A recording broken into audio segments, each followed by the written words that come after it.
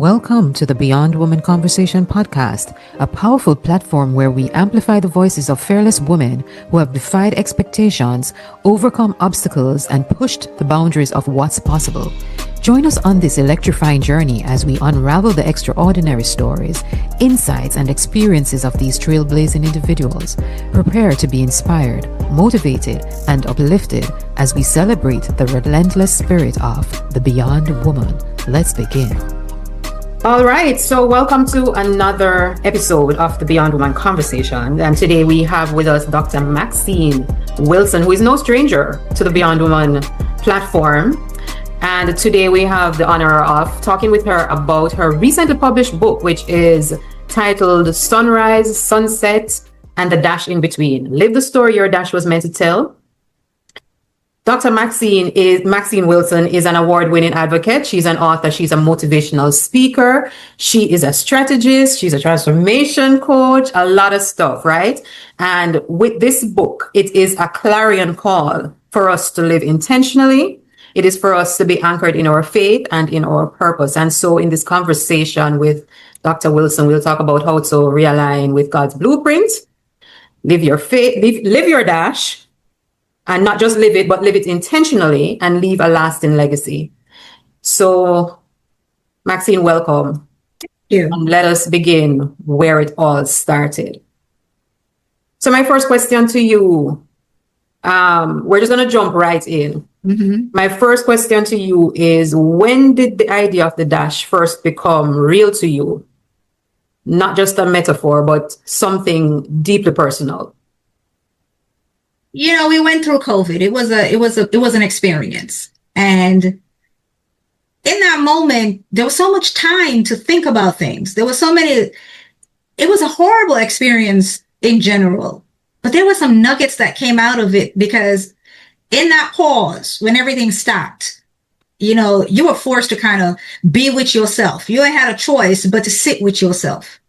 And for those of us who were kind of unforgiving to ourselves, who were so hard on ourselves, that never showed ourselves grace and all that kind of stuff, it was hard. It was hard in many ways. And for those of us who are always moving and doing something and who avoid ourselves by staying busy, that pause came. And in that pause, aside from just looking around you and people who you love are being impacted, and somebody you see today is just not here tomorrow and all that kind of stuff, it began to weigh on me a lot. And it weighed on me from the perspective, I started to think a lot about my life and my eternity. I started to think a lot about if I should pass, if I should succumb to COVID, what was I leaving behind? What was unfinished? And in that moment, it wasn't that I feared death. It was that I feared what I was leaving undone. I feared what was unaccomplished. And then I started to search myself, and I started to, and at first it wasn't a search. It was more of a taking stock of something that's saying, what have I accomplished? And you know, it was kind of funny, because I remember you and I having a conversation one day, and I said to you about feeling like I'm just in this valley, and I can't see where I'm going, and I don't know what is going on. And I recall you saying to me, you know, we probably got to have you there to rest for the moment so you can figure out where you're going. And that struck me to a certain degree, but there was this discomfort that kept gnawing at me. I now know, you know, it's conviction. There was this discomfort that kept gnawing on me, because I wanted more. I wanted to be more. I wanted to do more. I felt like I needed to be doing more, but I just wasn't, and I didn't know why. And I think when we step back sometimes and step out of just thinking about the end results in terms of what we accomplish, but start to step back and look at how did we get there, or what we haven't accomplished, and how did we get to that point of thinking we needed to and it wasn't about accomplishment from the material perspective. It was about the accomplishment of fulfilling what I felt was a deep desire within me to do things and things that I really know I should be doing, but you get caught up in life, and you find yourself being drawn to doing the things that don't bring you joy. But the things that you know would make you happy or bring you the joy, just seemed like it was just so unreachable from me. And so that put me kind of in a tailspin, and I started to really have that conversation. And I'll be honest with you, it was in that moment that I realized that where I started and my walk and my alignment with God was shaky. I had gone too far from the path. I had started to be self-reliant. I had started to become, if I make the plan and pursue it, because, you know, you're told, become a do-it-yourselfer, make the plan, reach for it, all that stuff. I took that advice and I realized that, yeah, I was doing, and I was good at a lot of things, but it wasn't bringing me that fulfillment. It wasn't bringing me that joy. It wasn't bringing me the happiness that I know was there for me to have. And so COVID brought it to the impact of that brought it to a head for me. Like, okay, so if you are one of those people today, what is it that you're leaving unfinished in this world? I mean, that was a lot. And, you know, it's funny. I didn't know that it went back as far as COVID, but COVID did, I suppose, did that to a lot of us. And I'm happy that, you know, you mentioned about this whole introspection and thinking about life and what you have accomplished versus, you know, what brings you fulfillment.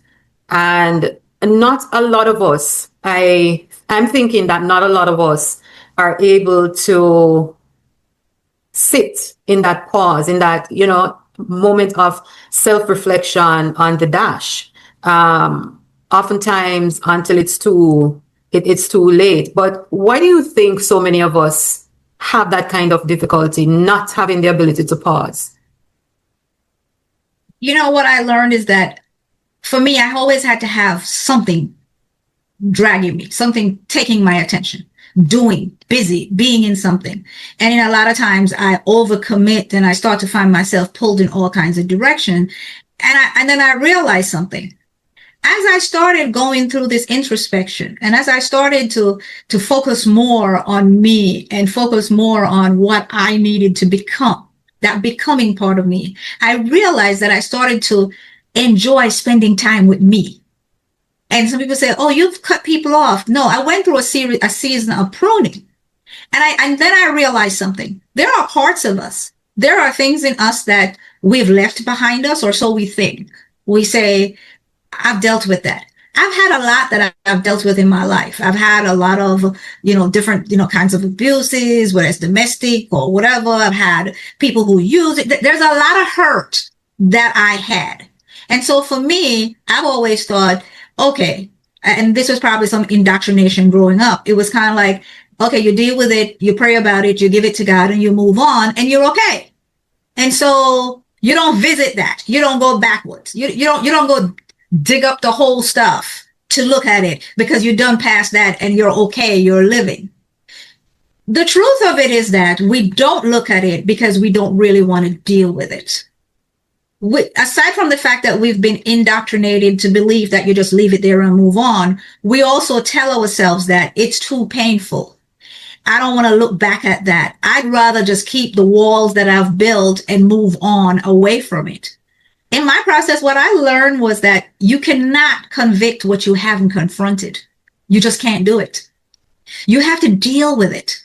Because in the moment when those things were happening, a lot of it I looked at it like people were just evil, people were just mean. I looked at it like, okay, this happened, that happened. And in the process of all of that, I was harsh with myself. And I was harsh with myself from the perspective that maybe I didn't handle it well enough. Maybe I took some blame for some of the things in there. Maybe if I had done it a different way or whatever. So the fact that we haven't unpacked it, but then we haven't shown ourselves grace, and we have not forgiven ourselves for some of the choices that we had to make because of that pain, we just lock it away and don't want to deal with it. But you see, what happened was I had to do some spring cleaning.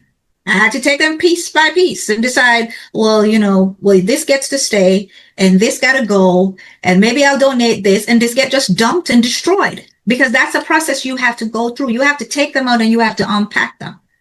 What I learned in the process of unpacking is that a lot of things that I avoided, they were not necessarily, they were painful, but they were not necessarily for my breakdown or my tear down. There were lessons that I should have repackaged. There were experiences that I had to use for opportunities.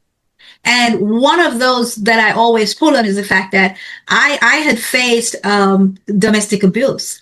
And I just felt like you don't talk about it because people just think that. And the truth is, a lot of times the people around us attribute blame depending on, I don't know if it's their scars or whatever, but it have to be your fault. And you have to do it.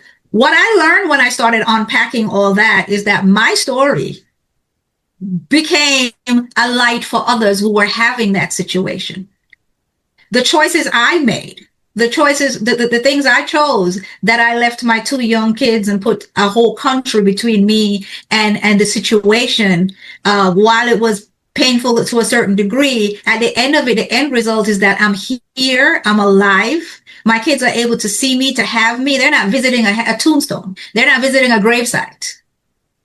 And so when you start to unpack it, you start to realize the value of some of the things we left locked away behind us that we haven't dealt with, and how those pieces help us to heal, but also help to heal others. And so a lot of times we don't confront because it's too painful.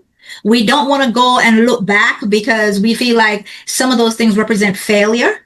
We don't look back because we think some of it is tied to our worth, but it's not. It's all in a process of becoming who you were created to be. Becoming, when I think about it and I go back to the Bible, I hear Jeremiah, and Jeremiah says, I have plans to prosper you. I realize how wonderfully I was created. I realized that I was not an accident. And I also realized that a lot of what happened in my life, while some of them were bad decisions and bad choices, they're not accidental. All right. They're foundational, formational. They package appropriately, used correctly. It's part of my becoming. So I think that's one of the biggest reasons why we fear judgment, and judgment from ourselves. We fear that we're not dealt with it. We still carry unforgiveness. We still carry hurt. We still carry traumas. I call them the entanglements. We've allowed the entanglements to shape who we are. And so we'd rather just put on blinders and keep moving. But I tell you, it doesn't go away. Just because you lock it away doesn't make it go away. I love that. And you are so right. And you made a point that I just want to highlight also, that your story becomes a light for others. Yes. And if we don't heal ourselves, then we can't heal others, right? I absolutely love that. I want to backtrack a little bit, because let's talk about the dash. Mm-hmm.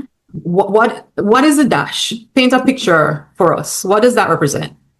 So, the awareness of the dash for me, I see it on obituaries. I see it on when people die. They said this sunrise. You go to Tombstone. Sometimes you see it there, but in a casual glance, I never really paid close attention to it. To me, it's just like, oh, it's a birth date or a death date, because that's you put the sunrise this date and sunset this date, and there is that little dash between the two, and say, oh, that's just a separator. It's the English language. It's a separator.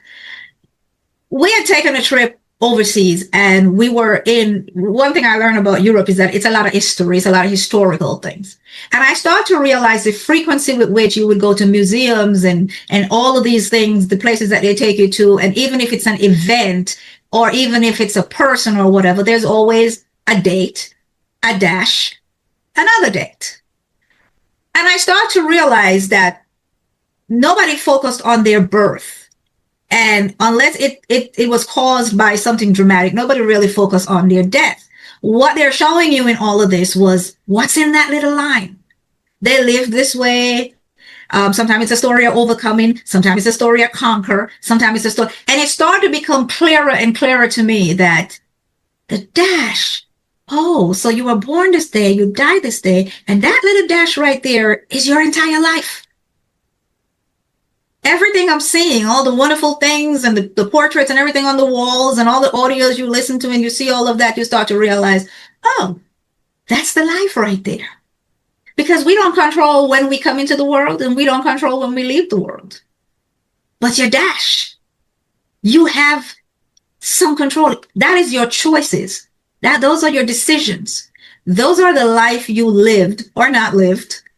Those are how we lived it. Our beliefs, our impact. That's what that is. And I started to realize in that moment that we took so much for granted, and we never really understood the weight, not the size, but the weight of that little dash in between when you were born and when you leave the world.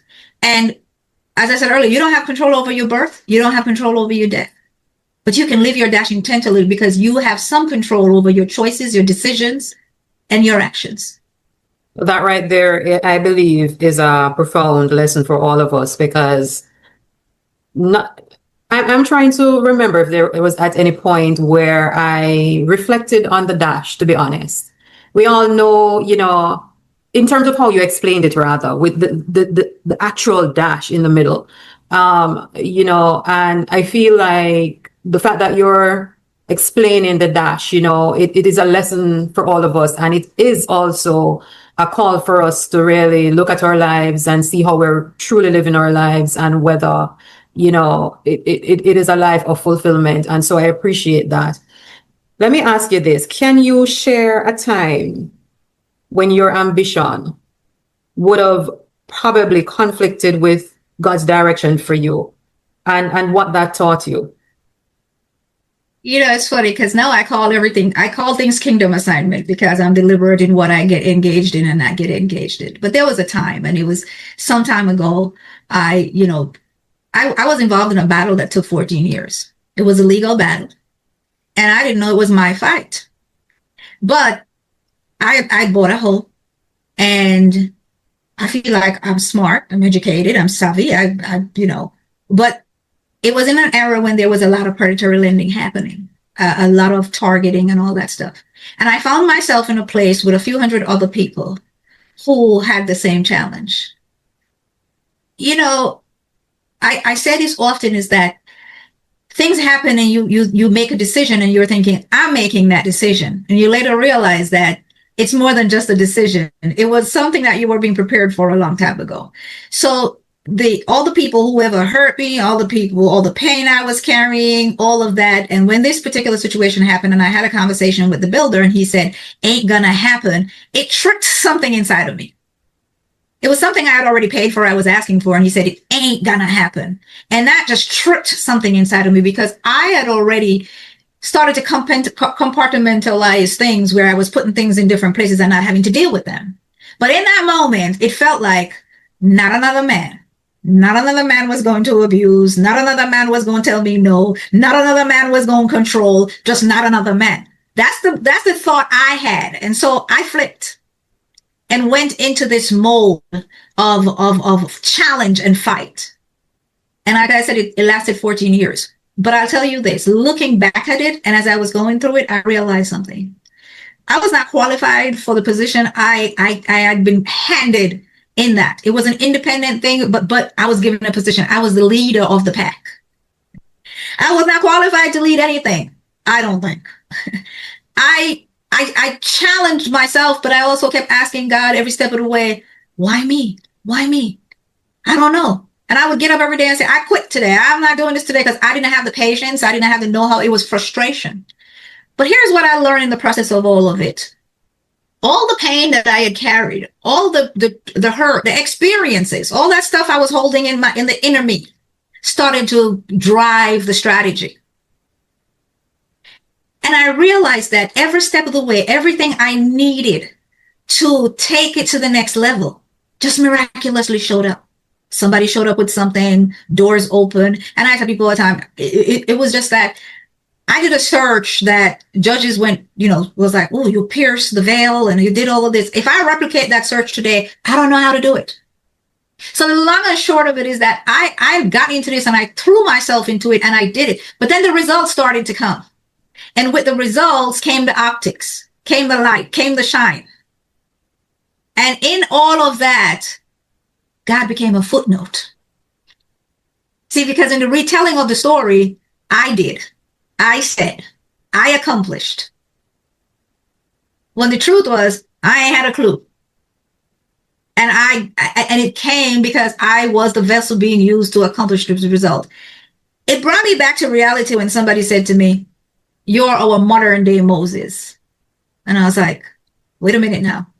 We start to go into God's territory now. I can't take that title because I didn't I didn't do anything. And more I'm seeing that. But the long and short of it, the results came with a lot of optics. The result came with a lot of media everywhere. The results came with a lot of awards. The results came with a lot of notoriety, access to things and people and places. And when that happened, you make God a footnote and you become your own God in that process. Yeah. I'm happy that, you went there in terms of the optics and the media and all of the recognition, and because you've spoken about that. You've spoken about the recognition versus being obedient, right? So my question is, how do we stay obedient to God when at the center of it all is a lot of applause and accolades and, as you said, the awards and all of that? How do we keep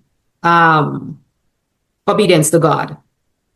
Obedience to God is a big thing. And I've been doing some teaching and some thinking and some things about that lately. And,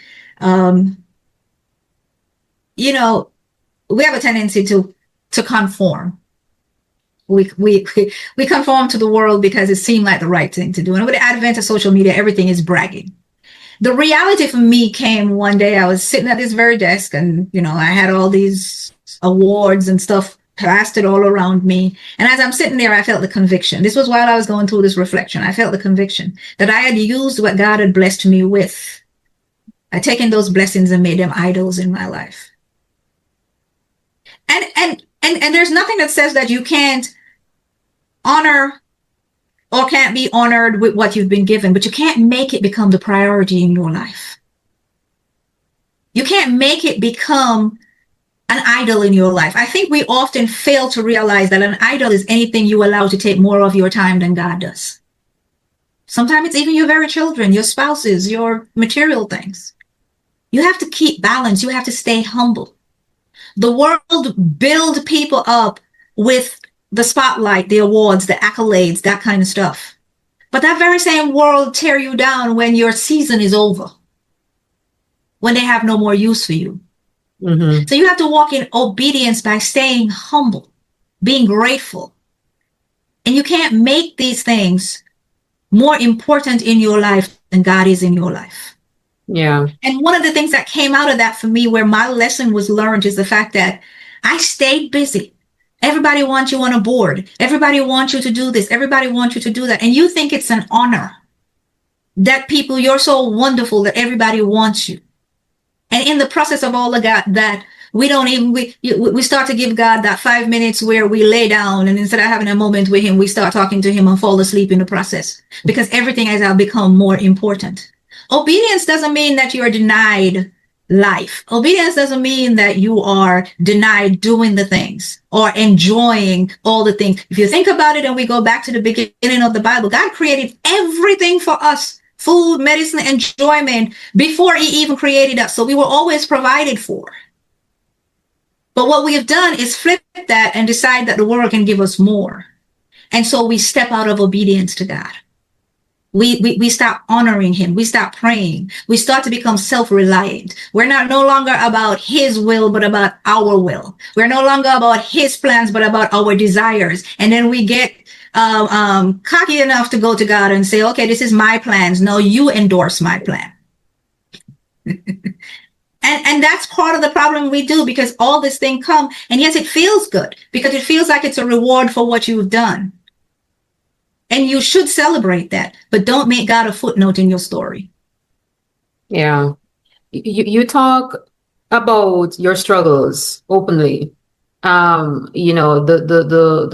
abuse and other things that you have experienced, right? Life's hardships. These can be taken as roadblocks in our lives if, we're not equipped with how to handle them. But how did you transform your early struggles into purpose then, instead of bitterness? Let's talk about that. Well, a lot of us, we go through bitterness first before we decide that bitterness was too heavy a burden to carry. And so we had no choice but to lay it down. I didn't like what anger and bitterness did to me. I didn't like that I continued in a vein of victimhood. because everything in my life, I would go back to, well, this person did that to me and that person did that to me. And then trying to balance, and this is what we do, trying to balance to keep that smile on your face while you're hurting deep, deep inside.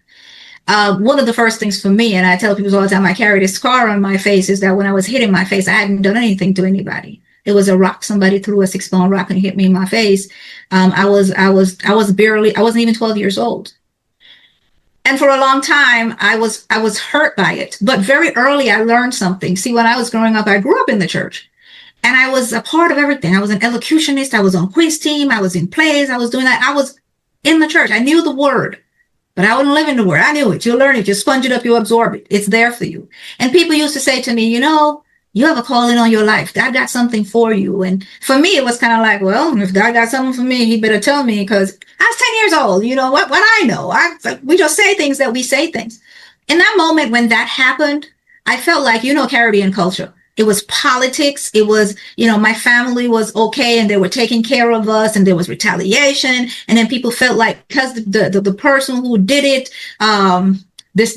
he had lost his parents and all that kind of stuff, that gave him a pass. And it didn't sit well with me.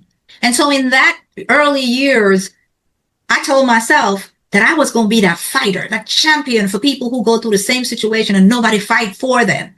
Or causes, and it's kind of funny because I was still in primary school when I decided that I was going to do my first petition. They didn't have a library, and I didn't see why, because they tell me I can't go to the big people library. I had to stay in. So I went to my principal and write up a letter and try to figure out why we couldn't have a library. And I think for me, and to answer your question, I channel those into doing something with it.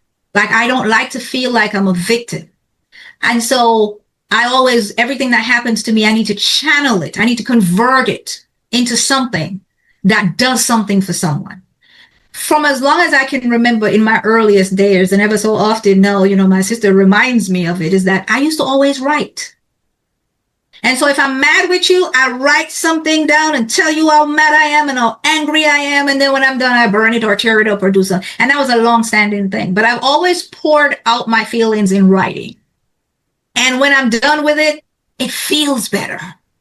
I feel like I lift that weight off of me, because I was never a confrontational person when I was younger. I just felt like I just write it and put it there and leave it alone. But Jackie, as I get older now and I get more seasoned in my faith, I realize something. It was all seasons of preparation. It was all seasons of preparation, because some of the battles that I have taken on, some of the challenges, some of the good things that God has brought me into, and some of the things that I have my hand in that God's led me through, it came from all of that channeling, all that others have done, and all the pain that I have gone through in different places. So I think the long term of it is that I convert pain into something usable, because I don't like feeling like anybody else is in control of me. And I feel like when I allow myself to be victimized or feel like a victim, I've given up control of me to somebody else. So was that, I'm hearing you.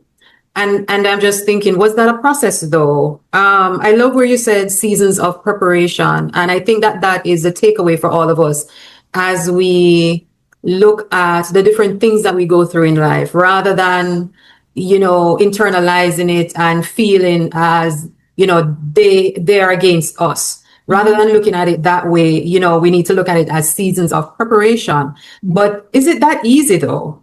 It's not. And I spent a lot of my early years wandering through life, lost, trying to determine what was my worth, what was my value, because I felt like people had already defined who I was based on how I was treated.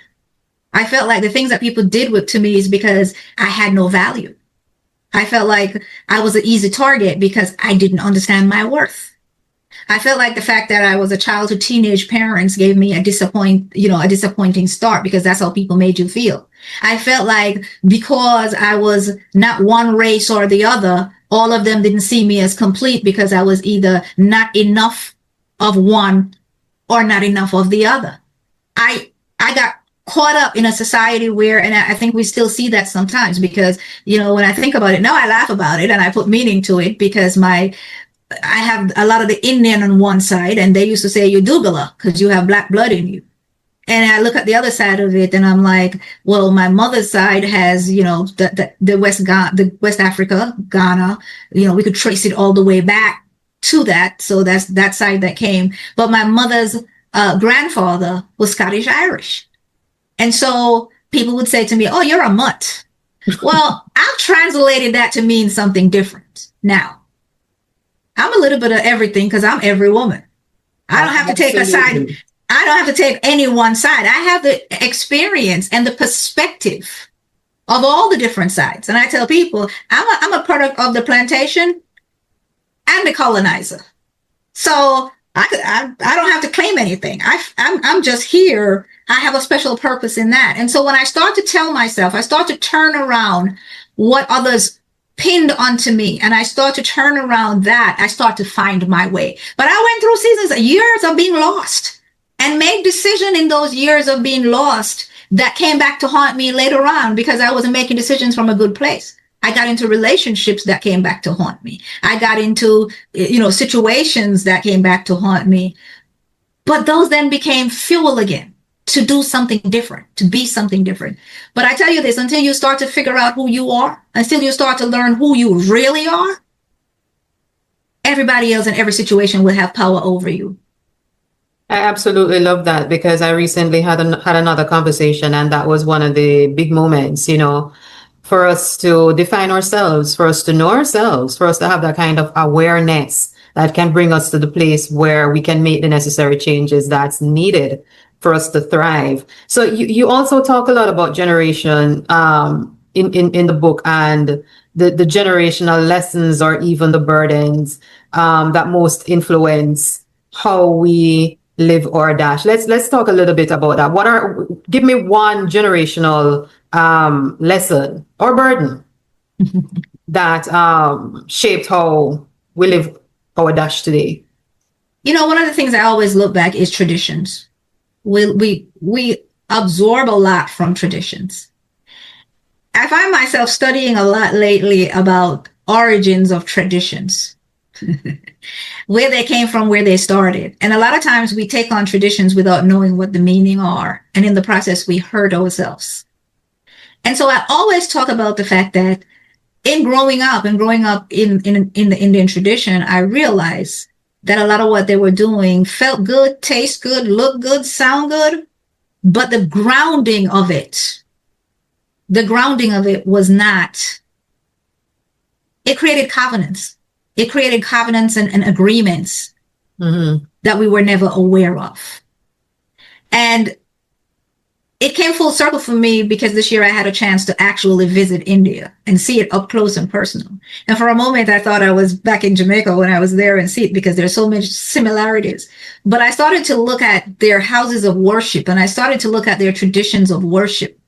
And I started to realize that what some people brought as tradition was never fully explained where it was grounded. I saw a lot of sacrifices. I saw a lot of worship that, from my perspective and from my relationship with God, could look like idolatry. I saw a lot of bowing to inanimate objects, to the elephant, to this, to that, reverence to things that are created, and avoidance of the creator. And I started to realize some of that. I started to understand what it meant in some of the chants that we jump around to, what it meant in some of the foods that were prepared and set aside that was never for us, and I never understood it. And I started to realize that those were sacrifices, that those were ancestral traditions. And I think one of the things that I focus on, I started to look at real deeply, was abuse. And I started to look at abuse from the perspective that we let secret shape our bloodline. Because the way we do that, you'll have one person in your family that abuses somebody sexually. We don't talk about it. You don't say it. It's covered. That person, it would seem like, is protected. And that behavior starts to go down the bloodline, because now the person who was abused by that person then become an abuser. And that person and before you know it, it's something along your bloodline.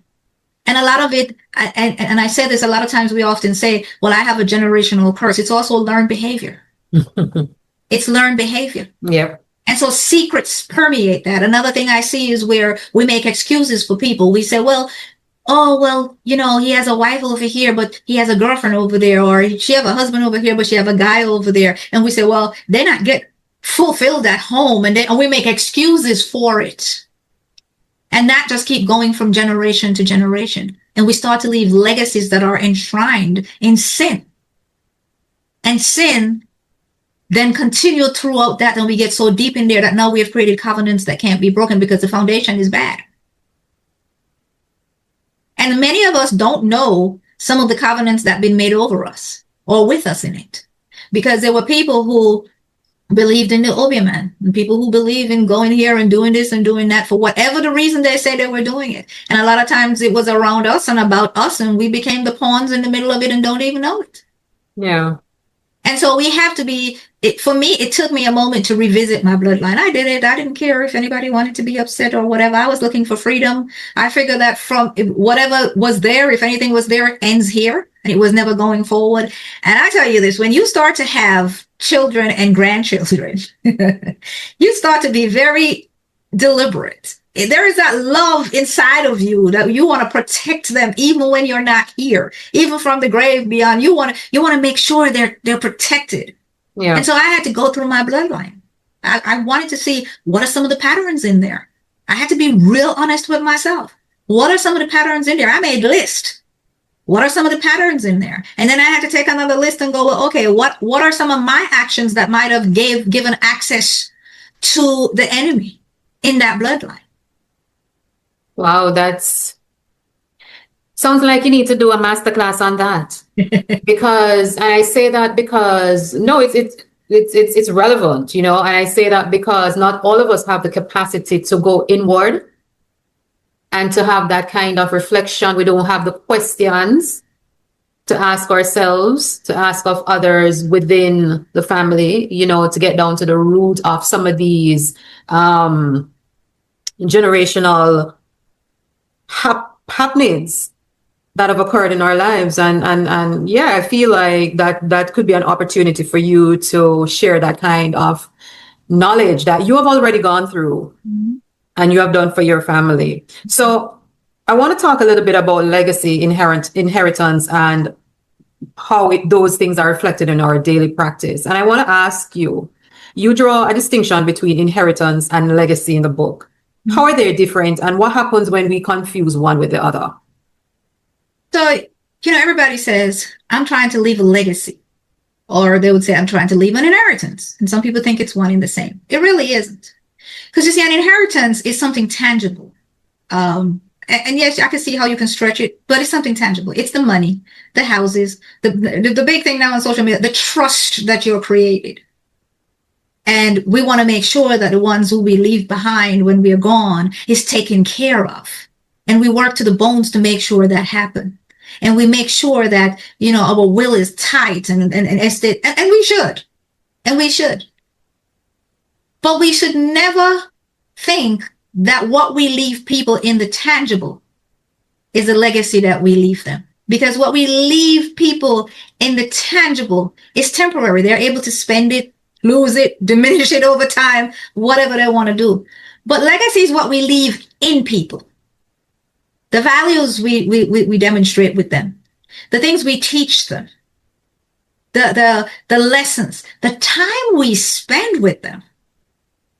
So many people spend so much time building an inheritance that rival anything else you could ever think of. And yet the people who they leave it to will tell you they never had enough time to even have a meal with them, or to take a trip with them, or to just do nothing with them. And, I tell my children all the time that maybe if I could have had grandchildren before I had children, life would have been different for them. But grandchildren bring things into perspective for you, because now I get a second chance, a do-over, where in areas where life was tough and painful for me, I get a chance now to redefine that for what I didn't do for my children, to be able to do it with them, with their children.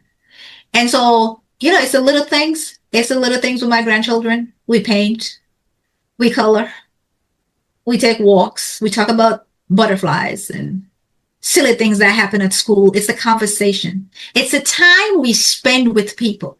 And in that process, for me, it's teaching them to pray. It's teaching them about God. It's teaching them about giving back. It's about sharing. It's how we respond to things and how we love. And, you know, when people say to me, well, what do you think your legacy should be? I want people to look at my grandchildren and their grandchildren and realize some solid things in them. I love for God. I love for people to serve people. I love of themselves, to learn to forgive themselves and to enjoy life and to enjoy family and to enjoy the people who are important to you. See, some people don't want anything to do with you unless you got something to give them. I don't, that's not my thing. My thing is I want to be able to teach them how to fish so they can learn to feed themselves for a lifetime. I want to be sure that when I am gone, people would say, this is how her story helped me. This is the impact she made on me.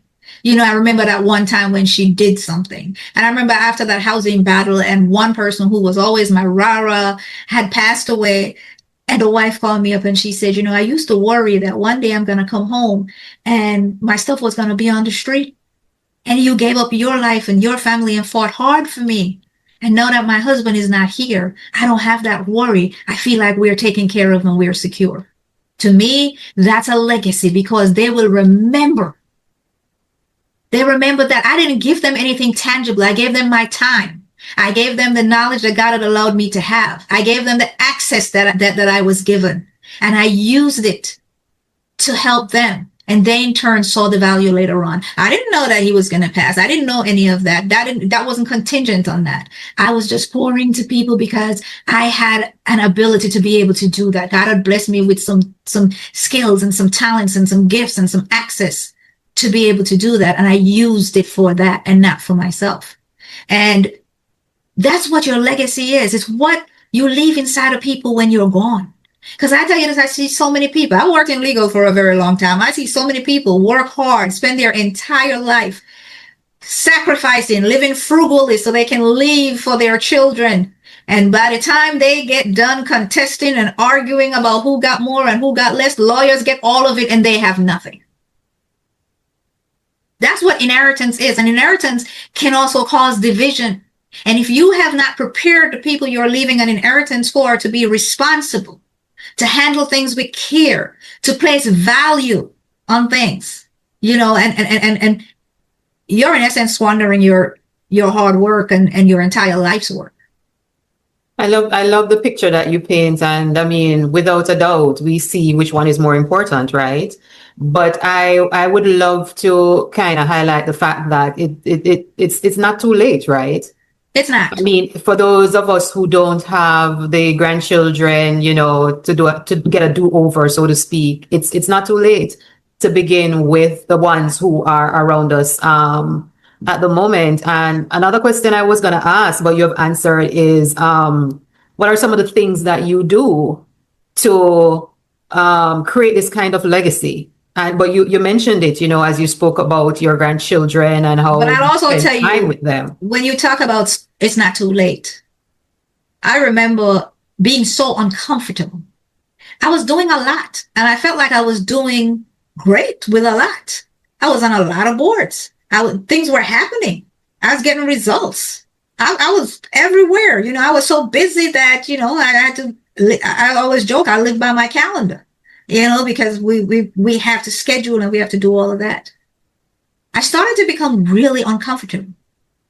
I was having great success, but I wasn't fulfilled. I wasn't happy. Right. I was miserable. And so what I had to do was I was stripped of everything. I resigned, but I gave them up voluntarily. And I recall one day, you know, because you do that, you're used to it. And then you start to, did I make the right decision? Oh my God, did I do this? I feel like, again, I was in the wilderness. I felt lost, alone, lonely. Nobody knew my name anymore. I was not anybody's board. I didn't have any titles that people could throw around. I was just there. And I remember sitting there, and I recall it vividly. I was on the floor and I was sitting there and I was having this conversation with God. And in the moment I said, you know, God, I can't see the end of the pathway. I don't know where I'm going, but I know you're taking me somewhere. And so I'm going to sit still. And life started to change for me because now I wasn't just answering yes to everybody's ask for everything, but I was being deliberate now in the choices I was making. Do I want to serve on this board? Does it align with my values? Does it align with my calling? Does it align with the legacy I want to leave behind? And I start to figure out it's not quantity, it's quality, it's intention. And then I start to put more things into place where instead of just waiting for holidays to do things, we start to do family fun days and we start to do, get on the phone, talk to each other. We start to have prayer groups across the family. We start to share things more with people, start to get in tune with people. We start to teach more.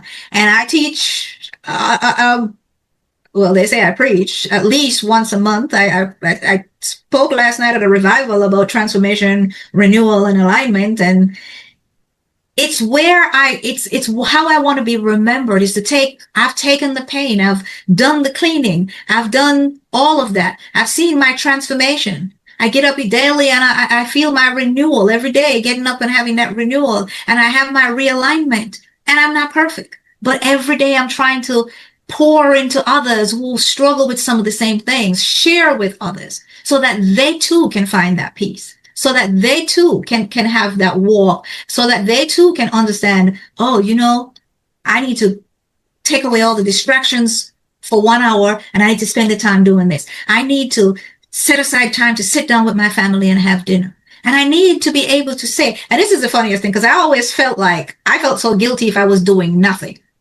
I got to do this, I got to do that. And now I can spend a long time doing nothing and feel nothing about it. Awesome. What's the most surprising lesson you've personally uncovered when reflecting on your own dash? One of the most personal lessons I discovered is that I've given away too much of me to everybody else, and I've given too much control of me to everybody else. And I say that because we spend so much time being all things to all people, and then we run dry and nobody pours back into us. And the biggest lesson I learned is how much we shape, whether it's a spouse, a child, a friend, how much we shape their dependence on us. And how much I've contributed to their dependence. And that I became an enabler because I wanted to fix everything for everybody rather than allow people to have their own journey and fix their own stuff. And that I wanted to make it easy. And one of the biggest lessons I learned in all of that was that I was impatient. I didn't have time to wait for all things. So I would end up becoming an enabler and allowing people's dependence on me because I didn't have time to wait for them to get to it. I just got it done and get it to go because of that impatience. Oh my God. But that I'm hearing you and I'm thinking though, that's common with us as parents, especially as mothers, isn't it? So what are you saying? Allow them to make their own mistakes? Allow them to have their journey because it's all a part of their dash? It is a part of their dash. And I'm saying we have to equip them with the knowledge. We have to equip them with the truth of things. We have to expose them to things. But then once we give them that root, we have to learn how to not be a helicopter anymore and be a glove. Hold it out there. Yeah, if anything happened, I'm here. I'm going to catch you. But I'm not going to do life for you. You have a lot of questions in the book, that allows us to reflect. I want to ask you, which one of those questions from your book has challenged you the most? And how has it reshaped how you think? How has it reshaped your life? I don't know if you have so many. The biggest question, am I in divine alignment? Everything flowed from that. Because yes, we get baptized. Yes, we accept Christ. Yes, we doing the walk. But are we in alignment? And I had to look at some of the things I had done. Some of the things we take liberty with. I'm going to tell a little lie here. I'm going to not forgive that one over there. I'm just going to cut them off. Things we don't think about. Mm-hmm. The things that take us out of alignment. Mm-hmm. And so I often said that, it's like a car. You hit this big hole and your car is pulling to one side and you're thinking, well, I hit the pothole and something is, I just need an alignment. But it's more than that. You have to go and look at what is the problem? What exactly is broken? What is the hole is the cause, but what do I need to fix on there to make it fix permanently, to stop moving to one way or the other? And that's what we often do. We say, well, God knows my heart. Yes, he does. Well, God knows everything I've been through. Yes, he does. But you have to confess it with your mouth in order for you to get that transformation. You have to say it out loud. You have to go to him for repentance. And I often said that, or we often say, people say, oh, well, look at David. And you see it on social media. David was a murderer and an adulterer, and God still promoted. He did. But the part we miss in that comparison, he had a deep love for God, and he was always repentant. If we look through David's work, he always asking God to search him and examine him and all that kind of stuff. That's the part we miss. And that's what comparison does for us, because rather than compare to the blueprint that we have been given, for which we have been created, and the purpose that we are here for, we have a tendency to want to compare ourselves to other people. And one of the big things for me, the surprising thing in trying to figure out my alignment, was trying to figure out my purpose. And we often says, well, I'm going after my purpose. I'm trying to live my purpose. And we confuse the purpose with the calling. And that was a wake-up call for me. It was like, I was created with a purpose. I was created with a purpose I was created in God's image to love him, to reflect his glory. And at the same time, I'm supposed to live in harmony with him. That's alignment, which means I'm supposed to be in obedience. And if I'm supposed to reflect who he is, I can't walk around with hate. I can't walk around with anger. I can't walk around with unforgiveness. I can't go out there and be spending like I'm crazy for things I don't really need because I don't have self-control. I can't demonstrate greed. And I start to realize that, wait a minute now, am I in alignment? Am I really in alignment? And it's not about living perfect, because none of us are perfect. It's about living intentional. It's about living in grace through mercy. It's about every time we drift, finding our way back. And that's why we have to have a daily renewal. The renewal of the mind have to happen every day. It's like gassing up your car every day. You can't just read the word one time and put it down and then say, okay, I'm good now. I studied the word as it, because every time you read it, every situation you're in, you get a different solution. So the biggest question for me, where every other question flowed from, am I in alignment? Alignment, yeah. And that question led me to, well, if I'm not in alignment, where am I spending eternity? And then that led me to look at the dash and ask the question of, what does my dash look like? Am I happy with what's in there? Or do I need to make some changes? I want to ask you, if you could ask every listener, every person who is listening on this podcast, once it's published, one single question about their dash, what would that question be? What's in your dash? What's in your dash? I can't accuse you. I don't know. You know things that the rest of us don't know. You know your own pain. You know your own desires. You know your own motives. Because that's what gets us all the time. The motives. Why we do things. We can do a lot of good things for the wrong reasons. Yeah. What's in your dash? Take a good look at what's in your dash. And the book came out in June. And I've felt a little bit overwhelmed with some of the responses I've gotten. And I tell you this, when I first wrote it, because this was not my first choice of book to write. It really wasn't. I have a number of books written. I was writing about myself. And in the process of writing about myself, I was writing about things I had done and things I had accomplished and things that God had allowed me to accomplish. And when I was done one day, I was so proud of myself. And I was taking a shower and I was like, God, I did it. I finally finished it. And I'm done and I'm good and I'm feeling so good about it. And as I'm getting out and walking to my closet, I heard in my spirit, there are too many eyes in that book. I was like, no, it's been years. Ever since I got my PhD, everybody keep telling me now it's time to write a book. It's time. That's the other thing. We live to expectations. It's time to write a book. It's time to write a book. And I'm like, what am I writing about? You haven't written a book yet. You're a doctor now. And it was just a confusion. And my stubbornness was like, well, I write one when I feel like it. So I had this one going. I want to talk about me, I start with unapologetically me, and I start with all that stuff because I was feeling proud about myself. I started over and I started to go through the motions and everything I put in there was like, well, this is too bitter. This is too angry. This is not happening. And what you see is what resulted. And I said, but this wasn't my first choice. This was not my first choice. But what I learned was that I was going through the process as I was writing. And a lot of times when I was writing, I would sit there and I would go, God, you take the pen because I don't know what I'm writing today. But it seemed like I was writing a letter to myself in the process. And I was going through the process. I went through the process of identifying, covenants and things in my bloodline and all of that. And then when I got done, I sat and I wrote a prayer, giving all of it to God and asking him to break it and whatever, and all that kind of stuff. And I'm like, wait a minute now I got to write about this now because I just went through that process. I remember my sister saying to me, well, if nobody reads the book, at least you've gone through the process. And I remember when it was ready and I got a little bit nervous that I was like, I don't know what this is going to do. This is new for me. I can write about a ton of other things.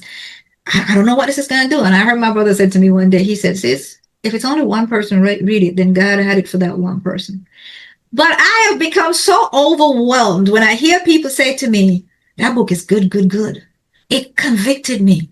Or, man, I got to buy it for my whole family. And the more I start to hear people talk about it, I realize, oh, wasn't about me. But I tell you the funny thing, I went back and read that book 3 times. Because I don't remember writing most of it. I'm trying to figure out. That's usually the case, yes. I went back and wrote it 3 times. But then I got to ask, and they said, well, it would be nice if you would help us to be able to figure out, since you've gone through the process, how do we go through the process of self-examination? And so I did that. Got a little nervous because industry says you're not supposed to publish so quickly to each other. But this week I published a workbook. That's called a dash in between. And it says it's not just a line, it's your life. You see, I believe that there are a lot of things that can spin off from your book. And I guess having that guided workbook is one of them. And like I said, and your family said it too, and all the other persons who would have said it to you, that you've been through the process. And so having gone through the process, like I said, not all of us will get to a level of awareness, self-awareness, and honesty where we are able to ask ourselves the relevant question that can unearth all of what needs to be unearthed so that we can move forward in life. But if you were to help people with this process, and I guess, oftentimes you write a book, but you just don't write a book. Mm-hmm. There are a lot of activities that one would hope that authors take on post publishing the book, And so it's good to know that you did it for some, and I guess it's going to be an ongoing process. Who knows, But I have a lot of books written. I do, and I'm timing them. No, I don't listen to what the industry says. I listen to what the Holy Spirit says. If He said let it go, let it go. It's gone. Because I have to remind people, this is not about being rich. This is not about making money. This is not what this is. This is about obedience. It's about obedience to a call. Right. It's about obedience to doing what God has called me to do in this season. I'm sure He might have bigger plans. I don't know, but I'm one foot in front, because I recall, and I'll tell you real quickly, I recall saying in that moment when I was sitting there telling God about how lost I felt and how I felt like I was stripped down to everything. I said, God, I want to teach. But I don't want to teach in a classroom. Right. I said, I want to teach for healing. And boy, He ain't stopped making me write and teach for healing. I'm telling you, I hear it. And sometimes it become like, woof, how do you handle that when people are telling you what's done for them? And I have to remind people, I said, I don't think I wrote that book. I think the Holy Spirit wrote it, but okay, thank you. I'm going to say thank you and keep it moving, because I've learned before that I got caught up in it and became a footnote, and I will not repeat that. So I give Him all the credit. I give Him all the praise for it. And I take all my scars and I turn them in. And if it's one thing I could say to anybody who is listening to this, don't let people talk you out of what you have to do.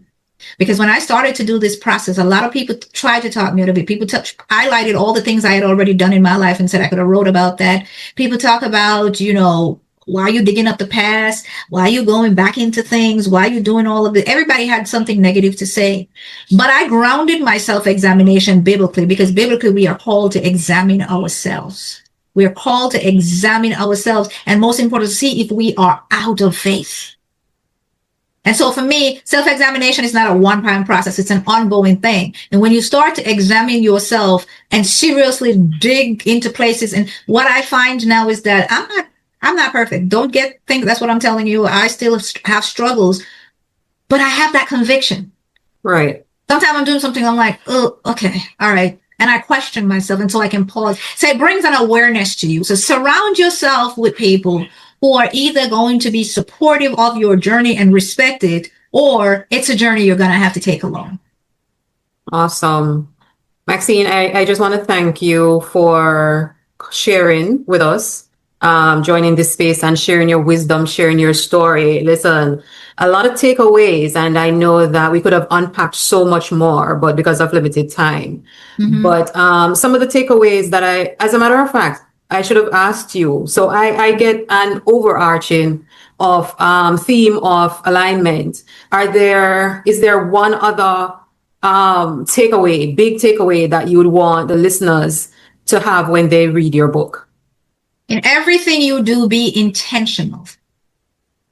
Be intentional with everything you do. Take the bold steps you have to take with intentionality. And you are going to come into isolation. And you're going to come under scrutiny, and people are going to question and challenge. But still be intentional. Don't waver because somebody think you should. And view your life as seasons. Things are happening in seasons in your life. And sometimes we get in trouble because we let temporary things become permanent things. Temporary seasons become permanent parts of our life. Be intentional in everything you do. And as a footnote, I just have to say this. For a brief moment, Jackie, you gave me the opportunity to write for The Beyond Woman. And that was a growing period for me. That was a season in my life that I come now to look at as a growth marker in my life, because I got to interview some awesome people whose life has really left a mark on me in that process. But the most important thing is that in preparation, and now I can say in preparation for this book, God allowed me to flex my muscle to whatever thought I had that I couldn't, whatever had been planted in me that I wasn't good enough and I couldn't have accomplished it. The Beyond Woman stories gave me the opportunity to be able to flex that muscle and say, I'm going to write, I can write. And at the end of the day, it developed into me stay writing. And this is what come of it. So it was practice. And I do appreciate that opportunity to be able to get that practice in that season so I could gain the confidence to know I could sit down and write a book. Well, we give all honor and we give the praises to the Lord Almighty, because he's the one who facilitates he knows, he has made the way. And so it's just a matter of us walking in alignment with what he has, his plans for us. And we also appreciate the time that you spent with us, and like I said, I'm very happy that you came on and we had this discussion, very, very inspiring, a lot of takeaways, for me especially, but a few that I would want to share with the listeners is just the whole matter of us being in alignment with God's will for our lives. You spoke about the intentionality a while ago. You talk about seasons of preparation. I absolutely love that, because in life we all go through things, but we must look at it from a positive angle. Not all of us can, but at some point I hope that we're able to, where we look at it as it's just seasons of preparation, as you said, for bigger things later on, and for us to impart the wisdom and the knowledge that we have gained through the whole process. I would love for all of us to pause and to take in the final question I posed to you, where you said, where you responded, and you said the question that you would ask us is, what's in our dash? I think that is so powerful. I think it's profound. I think it's a starting point for all of us to begin to live the dash that we are meant to live. And so, Maxine, I really thank you for sharing space with us. And I wish you continued success with the book. And I want to encourage all of the persons who listening on this podcast to go out and get a copy of Dr. Maxine's book, Sunrise, Sunset, and the Dash in Between. Live the story your dash was meant to tell. Awesome. Thank you. You're welcome. And that brings us to the end of this episode of the Beyond Woman podcast. I hope you're leaving feeling inspired and ready to take action. Remember, you are capable of so much more than you think. Keep pushing those boundaries, keep learning, and keep believing in your limitless potential. We want to stay connected with you, so be sure to follow us on social media at The Beyond Woman Magazine for daily inspiration and behind-the-scenes content, and to join our growing community of empowered women. Visit us at www.thebeyondwomanmag.com and www.thebeyondwoman.com, where you will find more resources and articles to support you in your journey. Sign up for our newsletters and be the first to know about our exclusive events and for more opportunities to connect. To all my Caribbean sisters, let's lift each other up. Share this episode with the women in your life who need to hear this message, and let's continue to build this powerful network together. If you enjoyed this episode, please consider leaving us a review on this app. Your support helps us to reach more women. Thank you for being part of the Beyond Woman movement. Keep shining, keep growing, and keep living your extraordinary life.